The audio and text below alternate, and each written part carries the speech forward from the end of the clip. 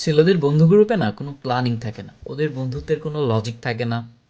আমরা কবে কখন কোথায় কার কিভাবে বন্ধু হয়ে যাই সেটা আমরা নিজেরাও জানি না।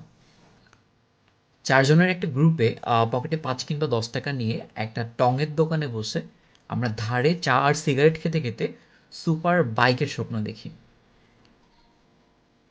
চৌরাস্তার মোড়ে দাঁড়িয়ে বন্ধুকে যা ইচ্ছে না তাই ভাষায় গালাগাল করাটাই আমাদের কাছে বন্ধুত্ব। কিন্তু বন্ধুর বাড়ির লোকের কাছে আমরা পৃথিবীর সব থেকে ভালো ছেলে।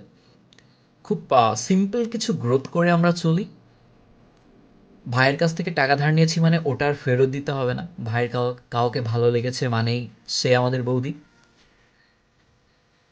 বন্ধুকে তার নিজের নাম ছাড়া অন্য যে কোনো নামে ডেকে নেব।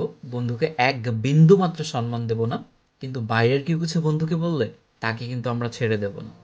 আমরা জানি যে গ্রুপটাতে থাকলে জীবনে কোনো উন্নতি হবে না, কোনো লাভ হবে না, কোনো কিচ্ছু হবে না। তবুও সেই গ্রুপটা ছেড়ে আমরা যাব না। সেটাই আমাদের কাছে বন্ধুত্ব। অ্যান্ড বন্ধুকে কিন্তু আমরা বন্ধু বলি না, আমরা ভাই বলে ডাকি। কি তাই তো? তাই ভাই ডাকলে ভোর ৫টা হোক কিংবা রাত ৩টে আমরা পৌঁছে যাব। আমরা ১০ টাকার চা খাওয়ার জন্য ২০০ টাকার তেল পুড়িয়ে নেব। তবুও আমরা ভাই ডাকলে যাবই যাব।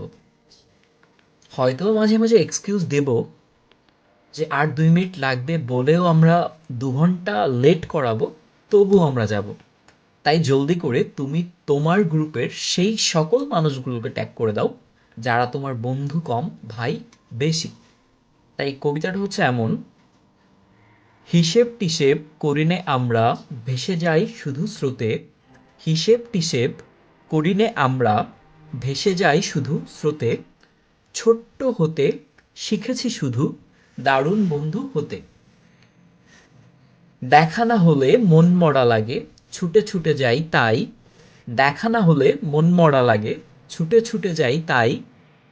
বন্ধু তো আমরা বানাইনি শুধু, বানিয়েছি কিছু ভাই।